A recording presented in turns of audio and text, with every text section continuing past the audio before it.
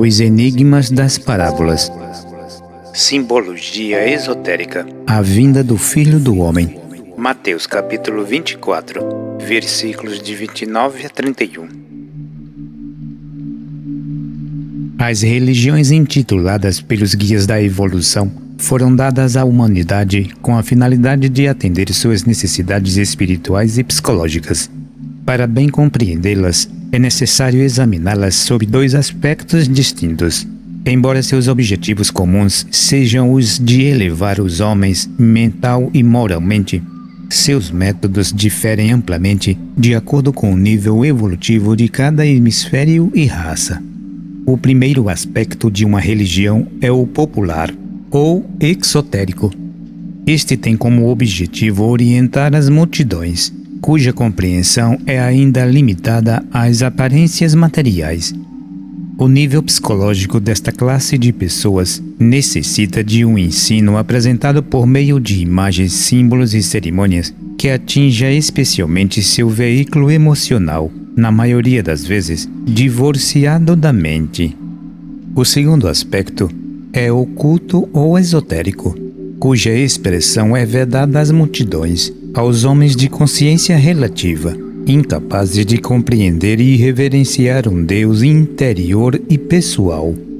Seu acesso é franqueado a uma minoria selecionada, cujo caráter e vontade encontram-se sintonizados com conhecimentos superiores e ocultos. Os mistérios, cultivados em todas as idades, representam o método de desenvolvimento espiritual ativo e positivo, simbolizado pelo elemento fogo. Esse método propõe-se a atender homens e mulheres mais evoluídos que não se satisfazem com as explicações dadas pelos guias religiosos populares. Os mistérios simbolizam o caminho da autorrealização espiritual consciente, que busca a revelação do próprio espírito no interior da alma humana através da unificação da razão com o amor, ou da mente com o coração. Deste processo, participam os homens mais avançados do passado. As ideias veiculadas pela ciência oculta demonstram ao investigador imparcial como são lamentáveis as pretensões e ignorância dos líderes religiosos que se dizem cristãos quando condena o ocultismo, impelidos por preconceitos ignorantes e odiosos. O esoterismo, especialmente o rosacruciano, é o lado científico dos evangelhos e da verdadeira religião universal, catolicismo em grego. Seus apelos não se dirigem a nenhuma autoridade externa, quer seja religiosa ou científica, mas unicamente à razão dos investigadores sinceros, procurando fazê-lo compreender através de um estudo sério e persistente que o homem é um ser espiritual responsável pela sua evolução e destino, que não é um joguete nas mãos de um Deus arbitrário e caprichoso, e a liberdade é o maior bem que ele concedeu ao homem, para que livremente faça uso do seu poder criador, a fim de unir sua dupla natureza espiritual e humana. Demonstra-lhe através de uma lógica irrefutável que o principal objetivo das reencarnações sucessivas é a dilatação da sua compreensão, a qual sua evolução consciente transmutará uma capacidade ainda maior, o entendimento espiritual ou iluminação. Com essa conquista, o estudante libertar-se-á dos preconceitos ignorantes e da superstição e, orientado pelos conhecimentos de uma escola superior, tornar-se-á capaz de decifrar os símbolos e alegorias, deixando de confundir a aparência com a realidade. Só o legítimo esoterismo pode rasgar os véus que encobrem todos os mistérios, revelando o espírito que se encontra oculto por detrás de todos os rituais e figuras misteriosas que o vulgo toma por realidade em si mesmas. O grande problema que contribuiu efetivamente para a materialização dos ensinos religiosos foi o orgulho intelectual e a cegueira teológica, que, desde os primeiros séculos da era cristã, insurgiu-se contra a gnose, conhecimento esotérico, considerando seus adeptos como hereges. apoiada num raciocínio misterioso, com os olhos voltados para o poder político e mundano, os guias religiosos tornaram-se tão ignorantes quanto as próprias massas que pretendem conduzir.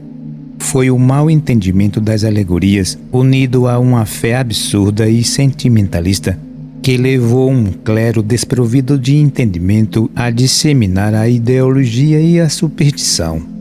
Os símbolos religiosos mais expressivos foram materializados barbaramente, assemelhando-se a corpos sem almas, cujos significados não são mais entendidos, confirmando as sábias palavras de São Paulo em 2 Coríntios capítulo 3, versículo 6. A letra mata, mas o espírito vivifica. Cabe ao esoterismo rosacruciano remover a catarata mental e psicológica que impede os homens de reconhecer a verdade. A mente foi dada ao homem no último terço da época Atlante durante o período terrestre. Logo encontra-se na fase mineral do seu desenvolvimento, por ter sido implantada numa fase em que todas as forças espirituais chegam à cristalização. Nessas condições é natural que o homem encontre grandes dificuldades em raciocinar abstratamente, revelando uma tendência muito acentuada para o raciocínio concreto ou materialista. Causa admiração que a comunidade eclesiástica, julgando-se na posse das chaves de São Pedro, não tenha compreendido até agora os sublimes princípios do cristianismo e das leis mosaicas descritas pela Bíblia. Esta incompreensão encheu os altares de ídolos, levando os seus fiéis à adoração de imagens de barro, pedra e vidro. Algumas igrejas esquecidas, que a santidade afirma-se na alma e não no corpo, exibem a devoção dos fiéis, múmias de homens e mulheres embalsamados considerados santos. Com a decadência dos guias religiosos, os fiéis desorientados entregam-se à superstição e ao fanatismo mais deplorável. A fé cega usurpou o lugar da fé inteligente e as ideias espirituais mais refinadas foram grosseiramente adulteradas e usadas como meios de exploração das massas, contribuindo largamente para a conquista de riquezas e poder mundano. Esse preâmbulo ajudará o leitor a entender melhor a passagem evangélica que examinaremos a seguir. Recomendamos ao interessado que examine atentamente todo o capítulo 24 do Evangelho de São Mateus, para que se torne mais fácil a compreensão. O estudo da parábola da vinda do Filho do Homem pode parecer estranho a alguns estudantes se for entendido ao pé da letra, como é hábito da mentalidade mundana e intelectual dos escribas e fariseus de todos os tempos. Daí a razão da introdução para que não venha cair no mesmo erro. Na passagem, Cristo faz referências a guerras, fome, terremotos, etc., assim como ao aparecimento de falsos mestres e falsos profetas que enganariam a muitos. Não duvidamos absolutamente da palavra do Salvador, pois muita coisa relacionada com a profecia já aconteceu e está acontecendo ainda. Uma simples retrospecção da história da humanidade fará ver que ela é marcada pela violência, ódio e desencontros de toda a ordem. Portanto, não devemos surpreender se o futuro trouxer novos confrontos entre as nações e talvez novos desastres sísmicos. Também é comum nos tempos atuais o aparecimento de figuras exóticas e astuciosas prevendo o fim do mundo e identificando a si mesmos como reencarnações do Espírito de Cristo. É claro que eles não passam de expressões inconscientes da astúcia e da loucura, tendo em vista interesses inconfessáveis muito mais importantes do que apenas a salvação das pobres almas humanas. O mundo está cheio de salvadores desta espécie, e a maioria deles arquimilionários, donos de verdadeiros impérios religiosos e filosóficos. O mundo já passou por vários cataclismos. O continente lemúrico foi destruído pelas erupções vulcânicas. A Atlântida foi submersa nas águas do dilúvio. E toda vez que houver a necessidade de ordem evolutiva a ser atendida, a Terra modificar-se-á no sentido de proporcionar à humanidade um ambiente adequado ao seu desenvolvimento. É preciso não esquecer que os cataclismos só podem atingir as formas materiais, não os espíritos que as animam. Voltamos a enfatizar que os evangelhos não foram escritos para profetizar fatos de ordem material. O esquecimento dessa verdade poderia conduzir o estudante a lamentáveis enganos e desvios de raciocínio. É preciso considerar que Deus não destruiria a escola, mundo, que Ele mesmo fundou e organizou, impossibilitando a humanidade de completar seu desenvolvimento anímico. Há uma ideia generalizada, especialmente nos meios religiosos, de que o mundo poderá acabar algum dia. Já foram marcadas, inclusive, várias datas para esse trágico acontecimento. Felizmente, todas elas falharam, como não poderia deixar de ser. A ideia do fim do mundo foi tirada dos evangelhos, porém eles não se referem à destruição do planeta, como imaginam algumas mentes desequilibradas. O Apocalipse, livro que descreve alegoricamente os mistérios da iniciação cristã, também faz referências a esses fenômenos físicos, contribuindo para que seu nome passasse a ser considerado pela mentalidade mundana como sinônimo de tragédia ou destruição. Ideia, aliás, totalmente gratuita e infundada. É verdade que este livro misterioso é a expressão de uma profecia. Todavia, nada tem a ver com os possíveis cataclismos que poderão ocorrer no mundo material. O fenômeno a que se refere é interno e espiritual. Cumprir-se-á integral e individualmente através de todo candidato qualificado antes do seu ingresso nos mundos espirituais pelos portais da iniciação. Segundo a lei da analogia, assim como o que está embaixo é semelhante ao que está em cima, chega-se a compreender de que a Terra é o homem que nele evolui, são manifestações ou materializações de ideias divinas. Sendo assim, é natural que os fenômenos sísmicos que acontecem no planeta, promovendo as necessárias transformações, devem ocorrer necessariamente na Terra particular do homem, o corpo físico, em resposta à aplicação de um método especializado sobre si mesmo, dirigido pela sua consciência e vontade. Como é em cima, assim embaixo. São as forças interiores despertadas e postas em movimento pelo legítimo método cristão que removem as cristalizações mentais e psicológicas, dando lugar a um novo estado anímico, através do qual o homem elevar-se-á às alturas espirituais. Vejamos o que diz o Evangelho segundo Mateus a respeito desses acontecimentos interiores. A vinda do Filho do Homem. Mateus capítulo 24, versículos 29 a 31. Logo em seguida, à tribulação daqueles dias, o sol escurecerá, a lua não dará a sua claridade, as estrelas cairão do firmamento, e os poderes do céu serão abalados. Então aparecerá no céu o sinal do Filho do Homem. Todas as tribos da terra hão de se lamentar, e verão o Filho do Homem vir sobre as nuvens do céu com poder e muita glória. Ele enviará os seus anjos com grande clangor de trombeta, os quais se reunirão os seus escolhidos dos quatro ventos de uma a outra extremidade dos céus. Palavras-chave: a tribulação, o sol e a lua, As estrelas e os poderes do sol, as nações ou tribos da terra, os anjos, a trombeta e os quatro ventos, a tribulação. Corresponde ao período preparatório que precede a iluminação e a iniciação. É comum aos aspirantes à vida superior fazer menção a uma luta interior travada entre a consciência que se desperta e os impulsos inferiores e mecânicos do antigo nível psicológico.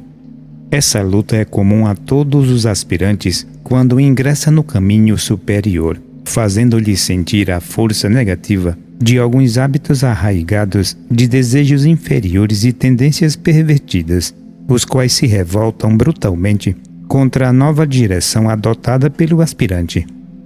No homem comum de consciência relativa, essa luta praticamente não existe, já que é um instrumento dócil e obediente, por meio do qual os impulsos negativos das suas emoções encontram expressão sem qualquer objeção de sua parte. O homem natural não é um ser livre e independe como costuma jactar-se. Essa pretensa liberdade, infelizmente, só existe na sua fantasia. O que ele entende por liberdade é sua entrega a toda sorte de prazeres, vícios e vaidades que lhe acaba por lhe arruinar a saúde e a consciência. Não é difícil notar que o nível psicológico e mental da grande maioria das pessoas é materialista e limitado, no qual é quase impossível vislumbrar algo superior e espiritual e que não possua um ranço de egoísmo. Com a consciência enfocada nas regiões repulsivas do seu corpo de desejos, o homem perde a noção da realidade, mergulha no mundo de sonhos e fantasias que o levará cedo ou mais tarde a amargas desilusões. Os evangelhos consideram o homem deste nível psicológico como morto, referindo-se a ele como uma frase bastante significativa. Ele, Deus, não é o Deus de mortos, e sim de vivos. Mateus capítulo 22, versículo 32. O estudante não deveria entristecer-se por causa dessa luta interior. Pelo contrário, deveria alegrar-se. Um confronto só existe quando duas facções disputam o controle de algo que julgam valioso. Ninguém luta pela conquista do nada. Ao tomar conhecimento de si mesmo, o estudante vê-se impelido a declarar guerra aos elementos mentais e emocionais negativos que se apossaram da sua consciência, submetendo-a a uma condição humilhante de escravidão e passividade. A reação contínua a esses assaltos chamados de tentações permite-lhe-á não só dominá-los, como reverter essa situação, mediante a criação de elementos positivos, contrário aos primeiros. Que essa luta seja necessária é compreensível e pode até ser explicada desde um ponto de vista científico, pois toda ação provoca uma reação em sentido contrário, proporcional e justa. A classificação anímica depende de merecimento e, para conquistá-lo, é necessário realizar um esforço consciente e persistente para vencer uma condição psicológica profundamente enraizada na alma humana. Eis porque dessas reações violentas. O caminho que conduz o aspirante à vida eterna exige dedicação, sacrifício e coragem. O que é necessário sacrificar? É claro que Deus não pediria ao homem que sacrificasse aquilo que é bom e justo, ou que tivesse uma vida de tristezas sem amor e estímulos para progredir espiritualmente. Nem mesmo obrigá-lo-ia a isolar-se numa gruta, numa selva ou num monastério, afastado do convívio humano para poder conquistar a eternidade. Deus é amor, diz o apóstolo amado, e nós acrescentaríamos que ele também é alegria e entusiasmo. O sacrifício esperado do homem é aquele que o libertará das más ideias e maus sentimentos, tornando-o capaz de dominar os impulsos emocionais repulsivos e negativos para submeter sua personalidade mundana ao poder do espírito. Tudo mais não passa de sofismas ou pesadelos produzidos pelo mau entendimento das leis de Deus. Outra questão importante que há de ser considerada com muita atenção é que a luta interior prova ao estudante que sua consciência está viva e atuante. De outra forma, ela não existiria. A tribulação não poderia ser exterior, nem coletiva, e o candidato poderá vivê-la com plena consciência. Todo verdadeiro aspirante terá que enfrentar e vencer um dia seus monstros particulares, que a ignorância do passado trouxe à existência, antes que o sinal do Filho do Homem, intuição, manifeste-se no céu interior. Esse sinal é precedido por uma série de fenômenos psicológicos ocasionados pelo trabalho especializado sobre si mesmo, a tribulação, o sol e a lua. simbolizam as duas forças básicas que sustentam a constituição terrestre do homem, através do corpo vital ou etérico. As forças solares atuam por intermédio do polo positivo de cada éter, e as lunares por intermédio do negativo. O Sol também simboliza a mente e o foco, através do qual o espírito humano toma consciência do mundo físico, permitindo-lhe viver as mais variadas experiências em cada vida.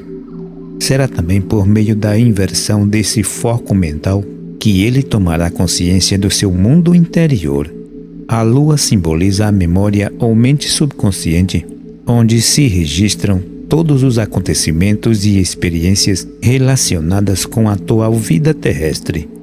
Logo em seguida à tribulação daqueles dias, quer o Evangelho referir-se a um estado interior de soberania, no qual o aspirante conquistou sua mente e seu corpo de desejos, libertando-se da submissão a esses veículos, conquistando a verdadeira paz e plenitude espiritual dos filhos de Deus.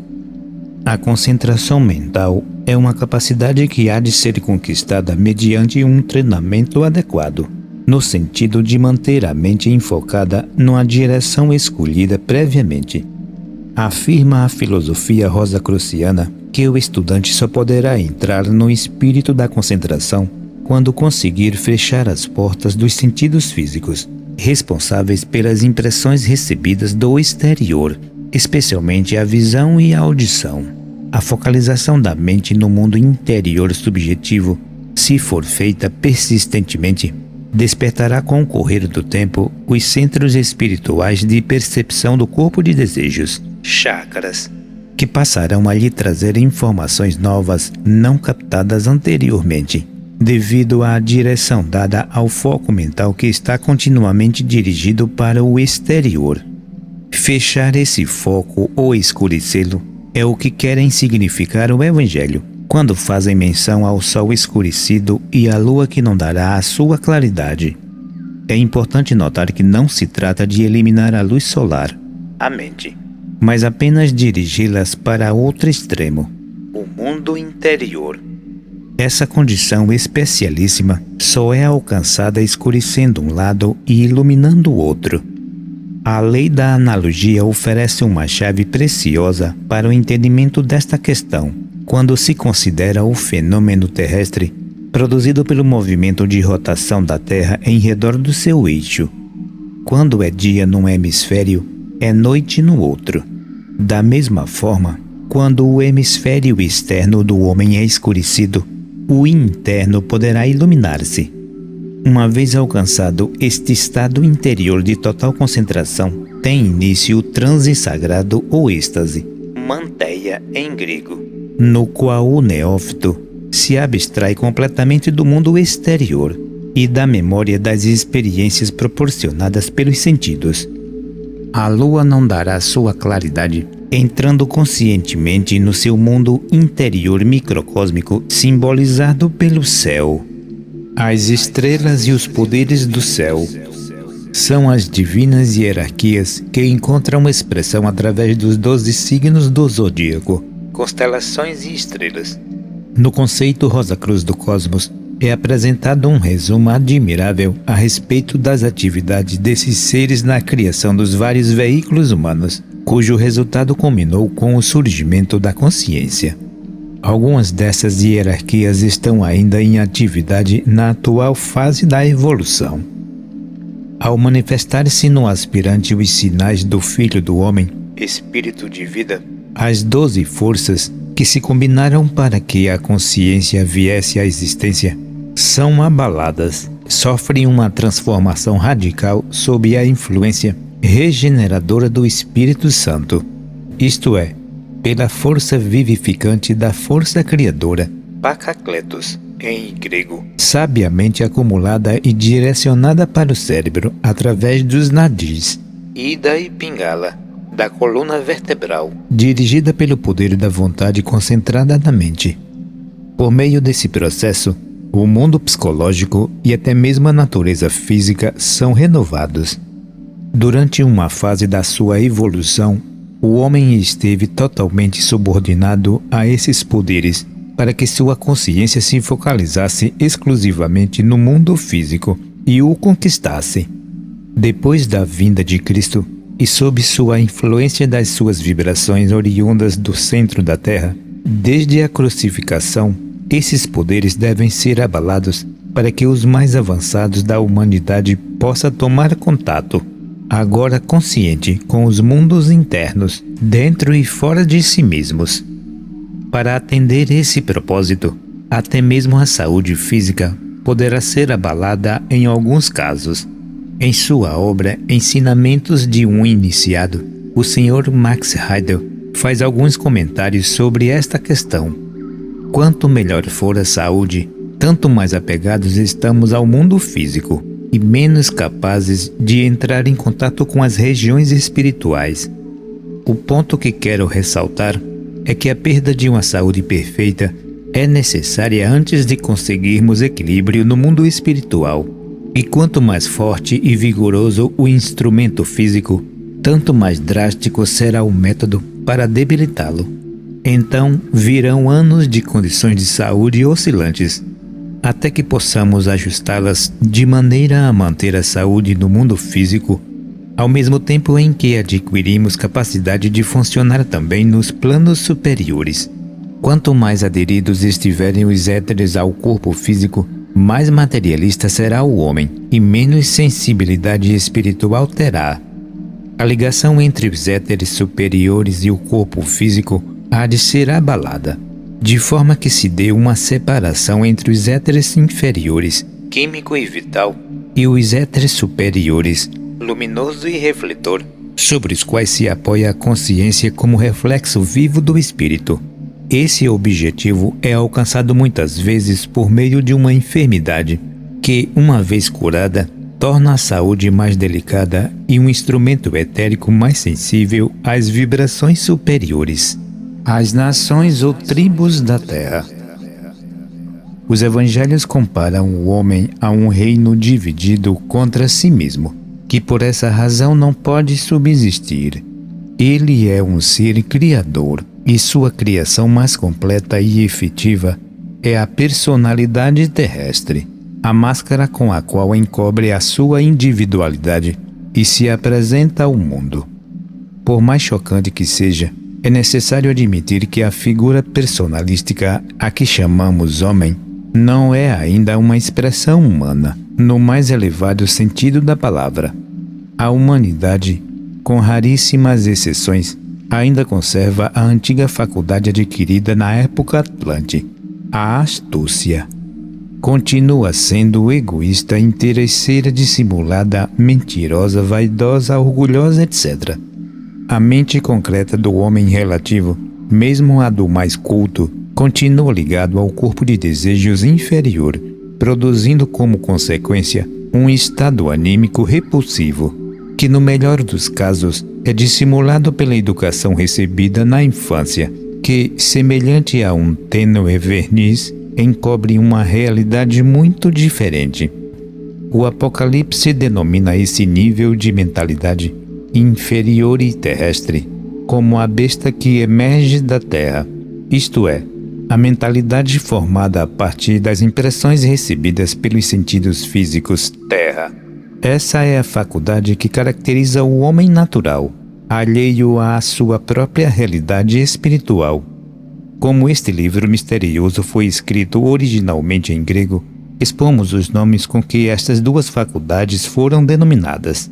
Rifren é o nome que designa a mente inferior ou concreta, cujo total pela soma cabalística do valor numérico das letras é 666, o número da besta de que fala São João. As letras dos antigos alfabetos tinham um valor numérico. Epiúmia é a palavra que designa os desejos inferiores, cujo total obtido pela soma das letras é 555. Este nível emocional negativo é simbolizado pelo grão vermelho. A mente focalizada no mundo material sem direção superior criou a fantasia, rameira, expressão inferior da imaginação, que, unida ao desejo, expressão inferior da vontade, deu existência ao personalismo egoísta e arrogante, constituído por uma multidão de elementos psíquicos divergentes e contrários entre si, impelindo o homem à prática dos atos mais absurdos. Convém que o estudante note em si mesmo que cada um desses elementos, ou grupo deles, representa um interesse muito particular, que em qualquer momento, ou em circunstâncias especiais, pode chocar-se com outro que represente um interesse contrário, e assim sucessivamente. No homem comum e sensorial, não existe um centro único de comando que dirige a sua vida. Ele é um reino dividido em que todos os súditos mandam, quando por alguns momentos ocupam ou dominam seu centro consciente. Esse estado psicológico fragmentado, sem comando central, é denunciado pelos evangelhos na passagem em que Cristo pergunta ao endemoniado Geraseno: "Qual é o seu nome?" Respondeu ele: "Legião é o meu nome, porque somos muitos." Marcos capítulo 5, versículo 9. As nações ou tribos da terra simbolizam essas criações psíquicas, que nada têm a ver com as nações geográficas. Os ensinos esotéricos dos evangelhos as denominam da terra por procederem das impressões materiais transportadas pelos 5 sentidos físicos, por meio dos quais a consciência relativa do homem obtém informações. É lógico supor-se que nem todas essas criações psíquicas são repulsivas e inferiores. Entre elas encontram-se muitos que, embora não possam ser consideradas como espirituais, constituem os ideais mais elevados do homem terrestre, expressando-se por meio de filantropia, ciências, artes em geral, cultura, etc. Apesar de que em todos eles nota-se uma boa dose de egoísmo e vaidade. O método cristão compreende 3 etapas distintas. 1. Batismo. Ou preparação, que corresponde à primeira região superior do corpo de desejos, conhecida sob o nome de vida anímica. 2. Iluminação.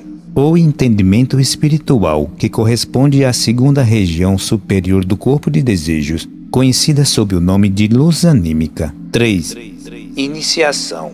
Que corresponde à terceira e mais elevada região do corpo de desejos, conhecida sob o nome de poder anímico.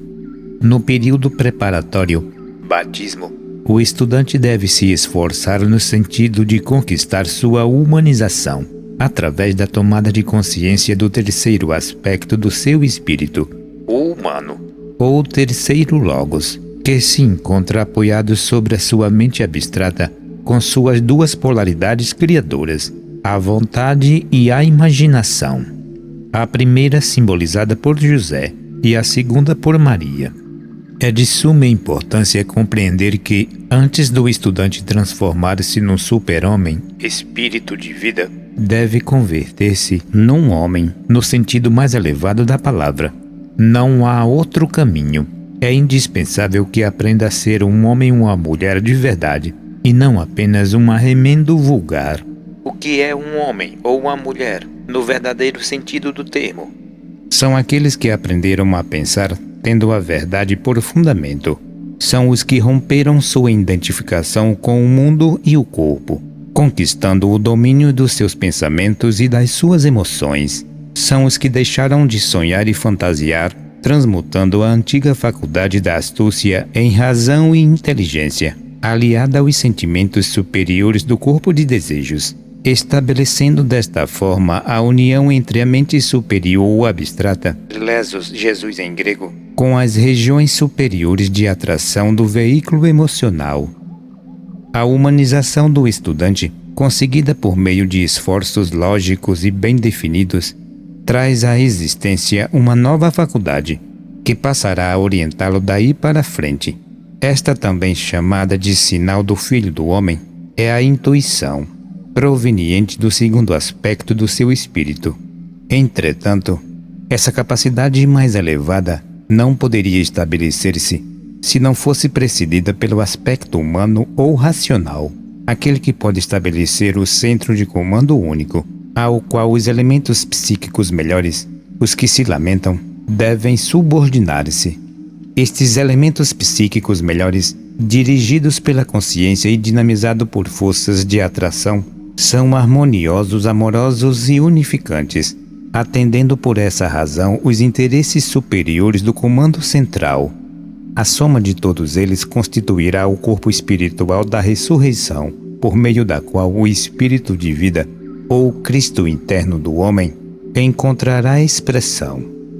O método preparatório de uma legítima escola esotérica facultará o estudante sério organizar o reino unificado sob o império da consciência, da inteligência e amor. Os anjos, a trombeta e os quatro ventos. O espírito de vida do homem é a única possibilidade de unificação. Tal como se encontra no presente, o homem não passa de um reino dividido contra si mesmo e não pode chegar à realização espiritual, isto é, transformar-se numa unidade consciente e responsável, por não contar com um conjunto de forças superiores e unificadas sob a direção de um único governo central. A lei evangélica é clara: quem não é por mim é contra mim, e quem não comigo não ajunta espalha. Mateus capítulo 12, versículo 30. Portanto, não é difícil entender que a personalidade do homem é constituída em sua maior parte por elementos psíquicos negativos e repulsivos. Daimones em grego, onde se derivou o termo endemoniado, levando-nos à conclusão que este é o nível comum à grande maioria dos homens. Essa passagem evangélica faz referência aos quatro ventos, dos quais são tirados os escolhidos, deixando implícita a ideia de que destes foram tirados também os não escolhidos, ou seja, aqueles que se encontram sob o domínio da legião ou mentalidade carnal citada por São Paulo. Os quatro ventos simbolizam as quatro correntes etéricas que, além do corpo vital individual, representam os quatro tipos humanos, indicados pelos quatro elementos: ar, fogo, terra e água. Foi exposto que os quatro evangelhos não foram escritos unicamente para apresentar a biografia do homem Jesus. Eles são expressões dos ensinamentos de quatro grandes escolas iniciáticas, especialmente adaptada a cada um dos quatro tipos ou temperamentos humanos, apresentado na seguinte ordem: Evangelho, Mateus, Marcos, Lucas e João. Éter, refletor luminoso químico vital. Elemento ar, fogo, terra e água. Temperamento nervoso, sanguíneo, bilioso, linfático. Signo aquário, leão, touro e escorpião. A edificação do homem novo realiza-se por meio de uma educação apropriada.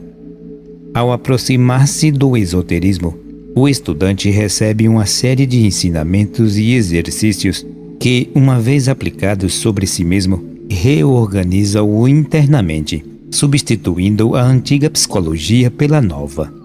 Esses exercícios se realizam por meio de certas fórmulas especiais e orações, que não são mais do que exteriorizações de ideias especializadas. Estas, projetadas pelo som e pelo ritmo, símbolo da palavra e dos sentimentos superiores, devem ser lançadas no mundo exterior, por meio da laringe, simbolizada pela trombeta ou vibração sonora. A palavra emite um som ao ser pronunciada, e este está intimamente relacionado com o pensamento, que se revela ou se exterioriza através da laringe. O poder vibratório do som cria no seu respectivo plano os elementos psíquicos superiores ou anjos, que constituirão o traje dourado de núpcias, o novo reino unificado, sob a direção do Filho do Homem, consciência iluminada pelo Espírito. É por essa razão que São Paulo aconselha o candidato a orar sem cessar. A ideia do traje dourado de núpcias está representada em muitas pinturas dos mestres renascentistas, nas quais a aura dourada de alguns santos é formada por uma multidão de cabeças de anjos alados, simbolizando os elementos psíquicos superiores, criados por meio do serviço nobre e desinteressado, que hão de nortear as ações do verdadeiro discípulo. Antes de encerrar este capítulo, chamamos a atenção do leitor para alguns pontos que consideramos fundamentais. A descrição destes acontecimentos superiores, encobertos sutilmente nos Evangelhos de Cristo, deve servir de estímulo ao legítimo estudante, e não de motivo para especulações intelectuais e filosóficas, que não levam à realização espiritual alguma. O mundo nunca teve tão cheio de teorias espiritualistas como ultimamente. Há uma quantidade imensa de opiniões gratuitas e absurdas, apresentadas nas várias obras que se dizem esotéricas, contrariando até mesmo os ensinos mais elevados apresentados pela excelsa escola dos Rosacruzes. Não é nosso intuito alimentar sonhos e fantasias espiritualistas nas mentes dos nossos leitores. Não foi isso que aprendemos com os Evangelhos e com o nosso instrutor maior, o Sr. Max Heidel. Acreditamos, como Eliphas Levi, que para ser é preciso fazer. Não seria justo nem racional esperar pela colheita de uma sementeira não semeada. Por outro lado, o acontecimento de meias-verdades é sempre perigoso. É comum nos meios esotéricos e rosacrucianos torcer e retorcer os ensinos superiores visando ajustá-los a pontos de vistas pessoais e preconcebidos de pretensos mestres e mestras que se arvoram em guias inconscientes e irresponsáveis, pretendendo conduzir os estudantes desprevenidos. Diz um velho ditado que uma longa caminhada começa com o primeiro passo. Este ditado é sábio e deveria ser aplicado na prática do espiritualismo. A preparação sincera e inteligente a qual compreende o estudo e a prática é o primeiro passo indispensável que todo o estudante sincero deverá dar. Se for capaz de dá-lo, o Divino Espírito que habita em seu interior dará outro em sua direção. É bom ter presente na mente de que toda ação provoca uma reação em sentido contrário. Para que o Pai, Espírito, venha ao encontro do Filho, homem, é imprescindível que este caia em si, isto é, tome consciência da mentira habitual em que vive, que pare de enganar-se. É preciso erguer-se no nível psicológico, simbolizado pelo guarda dos porcos, descrita na parábola do filho pródigo, e pôr-se a caminho da casa do Pai. Esta há de ser a aspiração suprema de todo o verdadeiro aspirante à vida superior.